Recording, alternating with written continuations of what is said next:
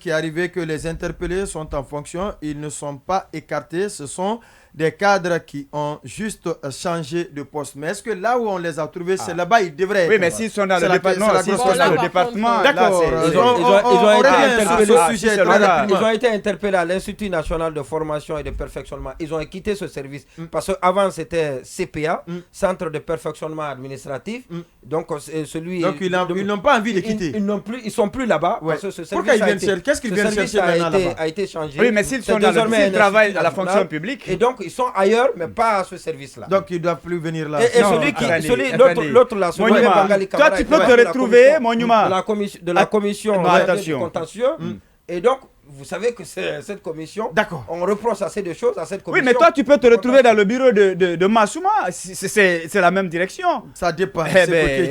On va progresser. On va donc s'intéresser à cette sortie de Dansa Kourma contre le Premier ministre qui continue d'alimenter les débats et qui se transporte d'ailleurs jusqu'au CNT, Conseil national de transition. En témoignent les différentes tribunes et contre-tribunes même produites par les juristes qui sont au CNT aujourd'hui, à l'image de Maître Mohamed Traoré, Eric Cham et même M. Kontebe Dunoui, Tanou Diallo. Comment vous avez trouvé cela, la sortie de Dansa Kourma qui interpelle avec la dernière énergie le Premier ministre chef du gouvernement à venir présenter sa politique la déclaration de la politique générale du gouvernement?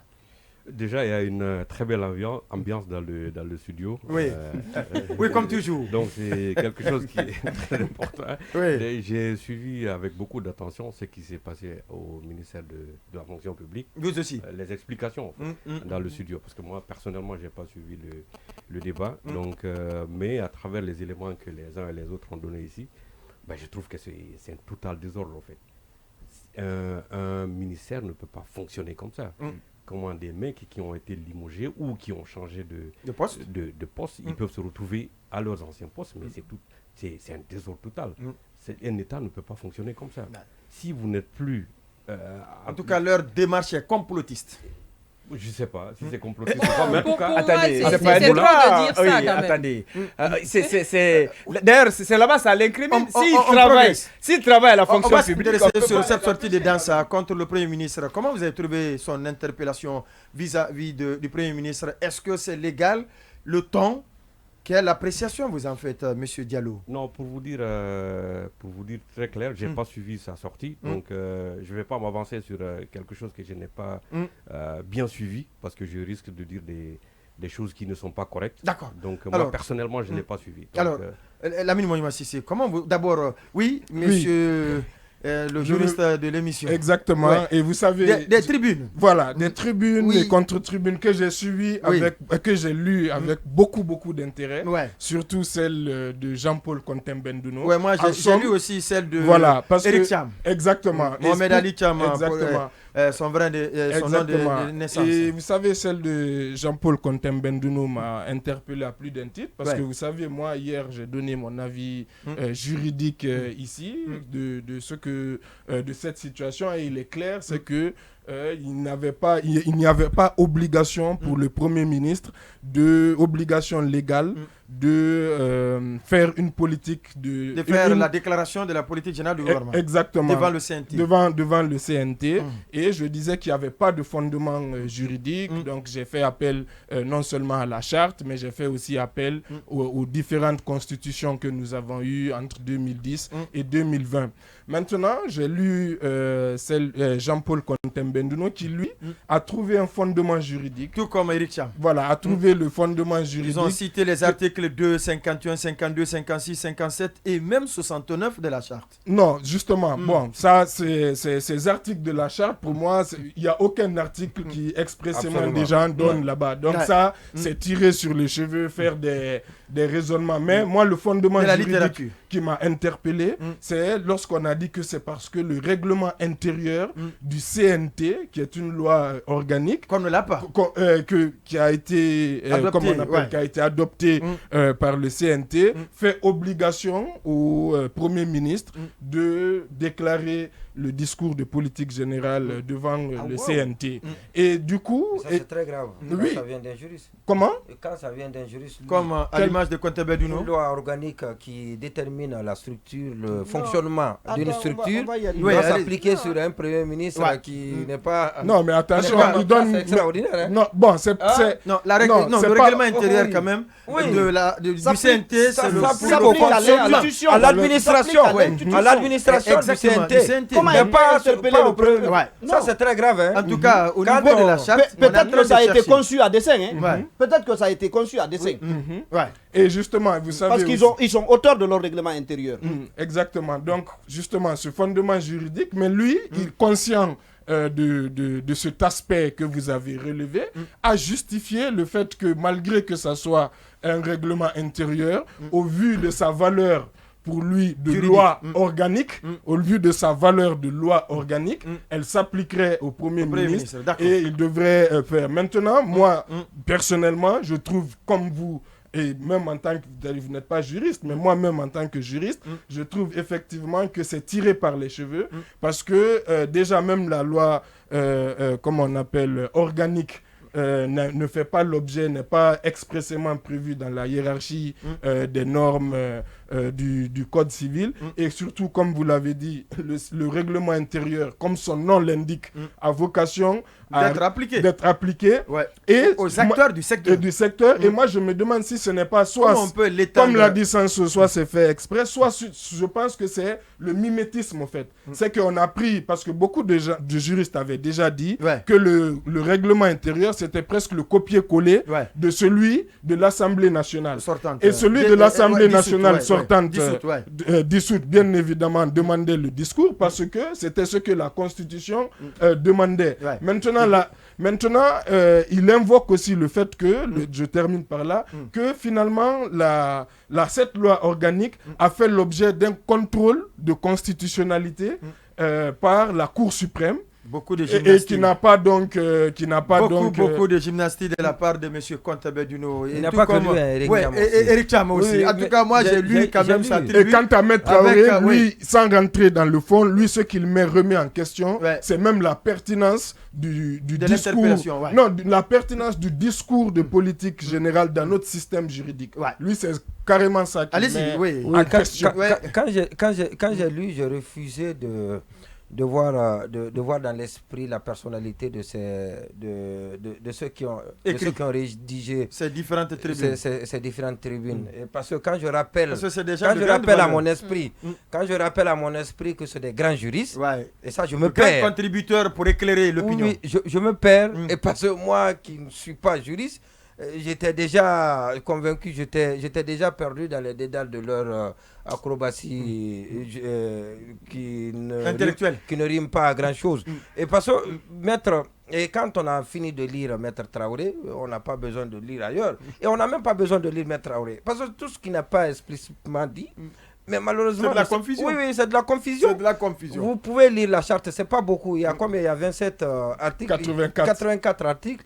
Et vous lisez les 84, vous parcourez la charte, vous ne trouverez nulle part où on dit que le Premier ministre doit venir présenter son discours de politique générale au CNT. Et sinon, c'est facile, c'est simple de le dire.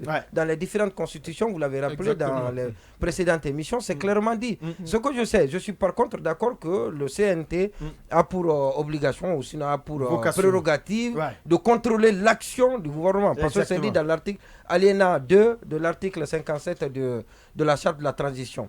Alors, et la façon de le dire pendant ça, je sais qu'il met assez de passion, et il veut certainement bien faire, mais cette façon, elle est révélatrice du malaise dans lequel se trouve aujourd'hui le Premier ministre. Et tout le monde est en train de le larder, et on a comme l'impression que on veut vraiment se défaire de lui, on veut se débarrasser de lui.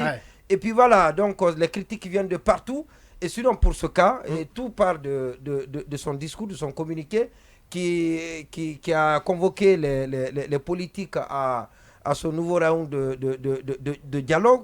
Tout est parti de là. Et depuis, ça ne baisse pas. C'est des pressions, c'est des critiques de partout. Et ce qu'il faut savoir, c'est que tout ce que le CNRD ne voudra pas dans ce pays, ça ne pourra pas se faire. Le Premier ministre, c'est autre chose. Ouais. Et donc, pour revenir à cela, par galanterie, par élégance, il peut venir présenter son discours de politique générale. S'il veut, sans conséquence, ça n'a aucune conséquence. Il y a Mohamed Traoré qui l'a rappelé, d'autres personnes qui l'ont rappelé. Ça n'a aucune conséquence. Il n'est même pas obligé de répondre aux questions dans la séance des débats. Est-ce qu'il n'est même pas obligé d'accepter le débat contradictoire ou sinon des questions-réponses dans la séance des débats. Et donc, il peut venir lire. Et ça, cette politique générale, on le sait, c'est la feuille de route que chacun des ministres a, que le CNRD, que Mamadi Doumbouya, le président du CNRD, a décliné lors de son discours de fin d'année. Et ça, il a décliné les grandes lignes de la transition. On n'a pas besoin d'aller chercher. Mamadi Doumbouya n'a qu'à venir au CNT pour décliner son discours de politique générale. Et on va le juger parce que c'est au finish, lui, l'exécutant, le patron, c'est lui qui met tout en œuvre. Oui, Boubacar Sansobari, est-ce que ces tribunes et contre-tribunes aident l'opinion à mieux comprendre, ou bien ça peut, c'est savamment fait pour cacher quelque chose quelque part? Vous savez, on a souvent dit, pour ne pas dire toujours, que les intellectuels guinéens, au lieu d'être la solution, ont souvent été les problèmes. Et je pense qu'on en a là l'illustration, parce que la logique dans laquelle on est en train d'expliquer ça, certains, je pense que c'est plus dans la logique de la justification. C'est pas une façon d'éclairer. C'est-à-dire, le fait se produit. Désormais, on va invoquer tous les instruments juridiques à disposition pour essayer de justifier l'injustifiable. Moi, je dis que, vous l'avez dit, il y a eu un règlement intérieur qui, a priori, ne s'impose que... C'est-à-dire, quand on dit règlement intérieur, c'est celui qui régit le fonctionnement de la structure. Le nom l'indique. Voilà. Donc, ça ne devrait pas concerner... Le règlement intérieur, le nom externe. Voilà. Ça ne devrait pas concerner le Premier ministre. Et même si il a été mis dans ce règlement intérieur une disposition qui contraindrait le Premier ministre à venir. Mais attention, pourquoi on l'a mis? Pourquoi on l'a mis? Je ne sais pas pourquoi est-ce qu'on peut le mettre alors que la charte n'indiquait pas de manière explicite, même implicite d'ailleurs, que le Premier ministre devrait venir présenter le discours de politique générale. Moi je pense simplement que tout ça est en train de prendre une telle dimension que chaque camp essaie de mobiliser ce qu'il peut pouvoir mobiliser pour se donner raison. Et Jean-Paul Kotebedouno et M. Eric Thiam sont plutôt dans la logique de justifier la démarche dans sa cour. Et ils sont plutôt des avocats défenseurs du CNT. D'accord, oui, Massouma Sogui. Alors, sur cette situation. Je suis d'avis avec Sanso parce que ce que je me dis, quand on fait partie d'une institution comme ça, et je sais que ces personnes-là, plus ou moins, étaient dans la commission qui devait rédiger ce règlement intérieur, c'est normal pour eux de se justifier parce que indirectement ou directement, il y a quand même leur personne qui est mise en cause. Les gens se demandent comment eux, ils peuvent en arriver là, comment ils ont pu penser à introduire ce type de dispositions ou d'articles dans leur règlement, peu importe. Donc moi, je comprends, je trouve légitime qu'ils fassent leur sortie. Maintenant, si ce qu'ils ont dit dans leur justification n'arrive pas à vraiment convaincre l'opinion, comme c'est le cas aujourd'hui. Comme c'est le cas aujourd'hui, ça c'est tout autre chose. Mais après, je me demande pourquoi Dansa même ferait cette sortie-là. Déjà, pourquoi ils l'ont mis? Ça, c'est un problème qui est là. Mais pourquoi s'exposer autant? Est-ce que c'est pas une façon pour le CNT de montrer qu'il existe? Parce qu'ils ont fait déjà la tournée. Bon, comme j'aime dire, ils sont allés faire du tourisme, ils sont revenus. Et après cela, ils ont plus ou moins... Ils ont fêté les 100 jours. C'est comme si le CNT se mourait d'une manière ou d'une autre et que ce CNT-là n'avait pas vraiment d'importance, en tout cas actuellement. C'est une façon d'exister. Voilà, c'est une façon d'exister, de montrer qu'on est là. En tout cas, sa première mission, c'est la rédaction de la nouvelle constitution. Justement, c'est tout ce que... Selon la charte. En attendant ça, qu'est-ce que le CNT devient? Donc, je pense que... je pense qu'ils s'ennuyaient et ils ont malheureusement touché où il fallait pas parce qu'ils ont montré au peuple leur erreur que nous on ne savait même pas forcément. Donc je trouve que c'est une erreur. C'est quoi qui est là? Il y a un malaise. Oui, le micro, oui. Il y a un malaise au sommet de l'État et je pense qu'il est important que les institutions en charge de cette transition travaillent en synergie et que l'on quitte dans les bras de fer ou ces opérations soit de charme ou montrer ses muscles pour dire que... En principe, le CNT ne doit pas travailler en synergie avec le gouvernement. Attention, je parle... Attention, lorsqu'on parle de transition, ces organes-là représentent le poumon même de cette transition. Et quand on dit travailler en synergie, non, attention, attendez. Quand tout ce dont on parle, tout ce qui doit être fait pendant cette transition, je pense qu'il est important que les acteurs majeurs de cette transition travaillent ensemble. C'est une évidence. Travailler ensemble, ça ne veut pas dire cirer les bottes de quelqu'un. Travailler ensemble, ça ne veut pas dire mettre le bâton dans ses roues. C'est pas de cela que je parle. Les communications, ça va dans tous les sens.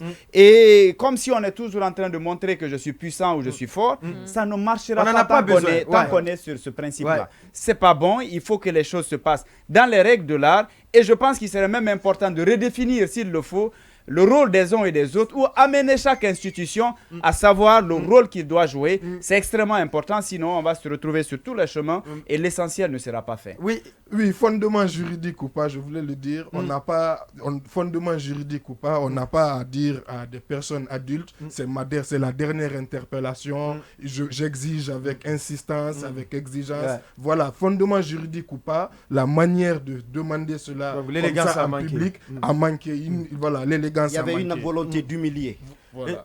Une volonté d'humilier. Et on en parlait hier, et peut-être que sur ce sujet quand même, M. Diallo va se sentir à l'aise. Le CONOR, le comité de normalisation, son mandat vient d'être rallongé de 10 mois. Quand vous avez appris la nouvelle, quelle a été votre première réaction, M. Diallo?